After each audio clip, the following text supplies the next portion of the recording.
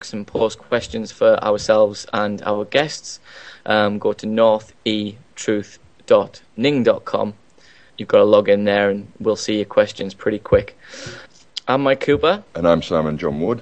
And we're going to be delving into Freeman eco-villages. Tonight's guests have been running all around the country for a while now, helping local groups network and sharing a bit of information about certain methods and different ways we can try and set up basically Freeman eco-villages. So on the line we have Mirthful Merriweather and a gentleman commonly known as Dom. Are you both there? We are. Hello. Excellent. How are you doing? Very good, thank you. How are you? I'm not too bad. It's been a couple of weeks, probably more, since I've spoken to you, so we'll have some questions for you there. But do either of you want to give our audience, who may not have heard from you before, a little bit of a background on yourselves and why you decided maybe you wanted to jump out of our so-called society and take the path that you're on? Well, I could both say something about that, I think, as individuals. Yeah, well, basically, we was both living on Kew Bridge Eco Village, and I went down there to teach people what their rights are under common law and how the legal system works, and try and save the land and the people to live there freely as long as they're not breaking the law. And that, when I first went down there, it was just a huge step out of the system, and something that I truly want to do with all my heart is just live free from the system that's been created, and it's just not for me. It's like a prison without bars.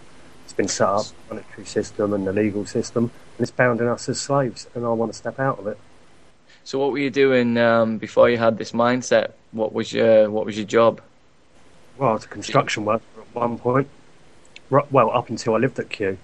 Right. So instead of digging massive holes in the ground to fill with cement, now you can dig some holes and put some food in it. Yeah, or trees or whatever. What were you doing, Mirthful? Pardon? What were you doing before you embarked on this journey? Well, I started it about, I suppose, well, it was a few years ago. I felt that I couldn't really talk to any of my friends anymore about my concerns about the way things were in the world. And so I ended up, first of all, outside up at Parliament on Brian Hall's Peace Camp. And I was campaigning about depleted uranium, and it happened to be illegal to pay tax. And then I was sort of ending up before the courts, having to plead guilty, not guilty, to things that I didn't see that should be crimes. And then you just start asking questions, and someone gave me a book, How I Clobbered Every Bureaucratic Cash Confiscatory Agency Known to Man. That was about Mary Croft. Yeah, about 18 months after I'd been living at Parliament. And, and so I went to the Bank of England to get back my birth certificate and basically sort of like let them know that I knew and talk to the people, because I was a storyteller at Puppeteer before. And from there, I decided that the best thing to do, because I was sort of like holding the MPs responsible for what was happening, and then I realised when I started to really research into things that it was bankers, that they were funding both sides of every war and had been forever since we've had these massive wars. And I just found out more and more what they were doing to food, etc. I used to be a staff nurse, the drugs industry, everything about the system seemed to me to be corrupt and all about money. And I just didn't want any part of it anymore. So living on the land, claiming back the land, and taking down interest-based money seemed to me to be the way to stop all of the bad stuff that happens, because if there's no money in it, then there's no point to it. Absolutely, yeah.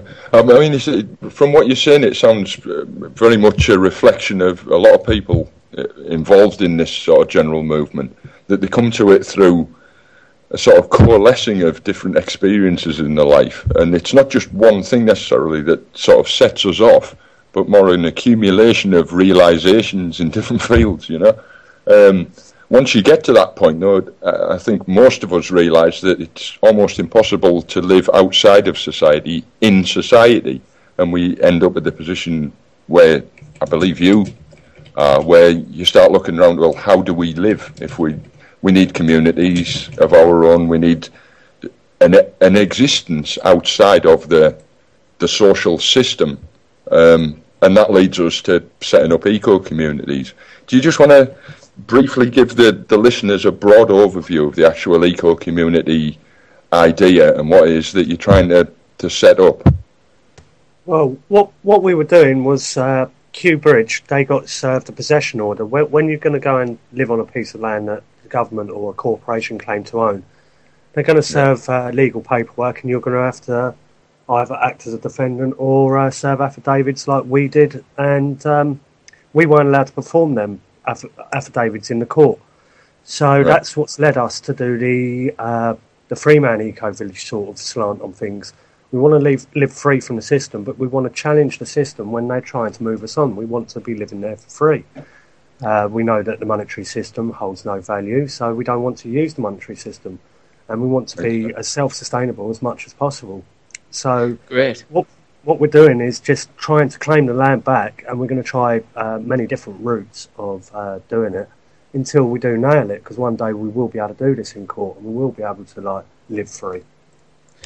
Absolutely. It is a snake pit trying to work out exactly what's going on with land rights and whatnot. I know I've done some research myself as a prelude to this tonight, and it's a nightmare. Would you say that you have a reasonable handle on, or could give an overview on exactly what the position is with property, land, title, etc.?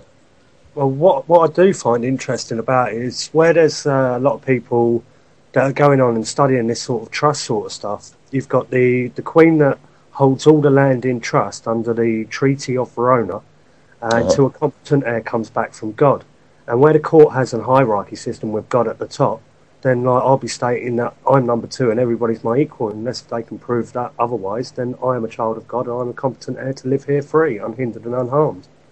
Right. And would you describe that as the overriding axiom that you're using to come at this? I was just going to, I don't know what do you say? What did you just say? Carry on, Mirthful, what were you going to say?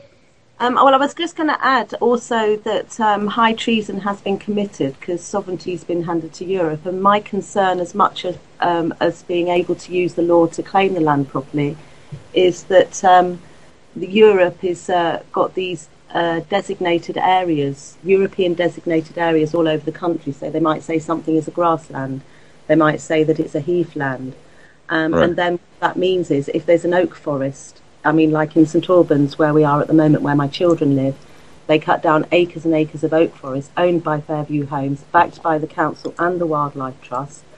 It was designated grassland area, but was acres of naturally seeded oak forest.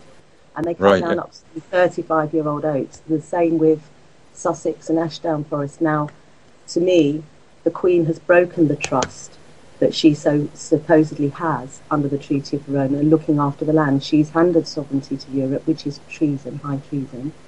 And they are destroying what could be a sustainable living for people, you know. People are getting landslide into their gardens in Sussex from the cutting of the forest there. You know, Well, my understanding is that European authority has domain over the UK PLC's territory as the law stands at the minute, but as you say, that is an absolute and dire act of treason, and the net result is that the sovereign herself, if you like, has committed an act of treason against the people by ceding authority to an exterior authority. That she thinks that Europe is the competent heir from God. Well, it doesn't have a life or soul, and it's certainly not soulless in the way that it treats the land, you know, in my opinion. Seeing the way that corporations like St George's at Kew Bridge have just turned it into rubble. They've destroyed the environment of the foxes, everything is down, all the herbs, everything. And got the award for sustainability, the Queen's Award for sustainability. It's a joke, isn't it? Yeah. How long were you? How long did Kew Village go for now? It was from the 6th of June, which is when we started it, until the 27th of May this year. 6th of June 2009.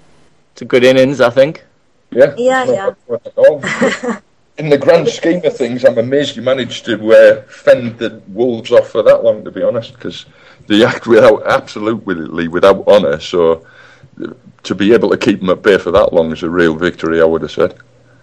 Yeah. I mean,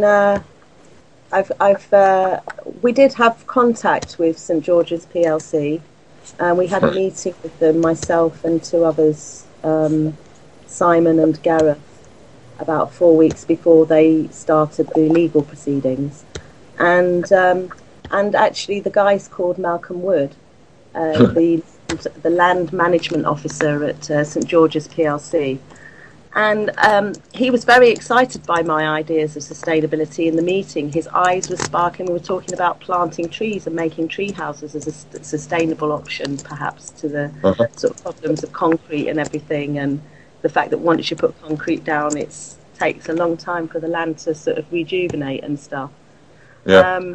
But at the end of the day, he went ahead with the court proceedings in spite of the fact that he found it on a human level really interesting what we were talking about. And so I've changed his name to Malcolm Concrete, not Malcolm. I will be emailing him. So if he's listening, I will be emailing you, Malcolm Concrete. Commonly known as Malcolm Concrete from now on, if anybody refers to. Yeah, that's his lawful name. Can I just ask, there's stuff I've been looking into about possibly pursuing. This is a mechanism by which we can claim some sort of rights to our birthright on this land. And I think I mentioned this a while back, that I'd been looking at the United Nations Treaty on Indigenous Peoples, which has some really useful preambles, if you like, in that they acknowledge the indigenous people's right to live outside of civil societies in any particular country. Now, I know that sounds a bit like a mouthful, but imagine, if you will, listeners, people in Brazil who live in the capital, Rio de Janeiro, I believe it is, are members of Brazil's civil society, but there are indigenous people in the jungles of Brazil that the United Nations has sworn to protect their right not to be members of formal civil society. They preserve their rights to land, free access to water, to live how they want to live. Now, if anybody wants to go and look up the United Nations Treaty on Indigenous Peoples, I strongly recommend you do, because very much what we want is enshrined in that treaty. And I think it would be worth at least trying to find a mechanism of getting them to acknowledge that the indigenous peoples of this country are not compelled to be members of civil society. We have a birthright here, and unless slavery is still in existence, we have the right to choose to be members of society or not. I don't know what you think about that. Anyway, are we? Yeah, I mean, it seems... We're not members of society, except each time we sign our signature. Yeah, that's the funny thing about the United Nations and the European Union. On one hand, you've got all of these treaties and regulations and laws that look absolutely amazing, protection for good, honest, honourable apparently noble ideals. Yeah. Exactly, and on the other hand, they're absolutely ruthless. Yeah, don't get me wrong. I have absolutely nothing good to say about the United Nations, other than they might well have inadvertently offered us some remedy in this situation. And I wouldn't expect them to honour. You know, they'll just deny that English people can be indigenous to these lands, which I don't see how to... Sorry, Mirthful. The Australian Aboriginals, I mean, does that mean that they don't have to have birth certificates? Because the few people that were living free in Australia, it was still considered to be illegal for them not to have a birth certificate, which means, you know, some kind of ownership going on there. I mean, you know, the treaty, what year was it? I don't have that in front of me, Mirthful, unfortunately, but I will get that in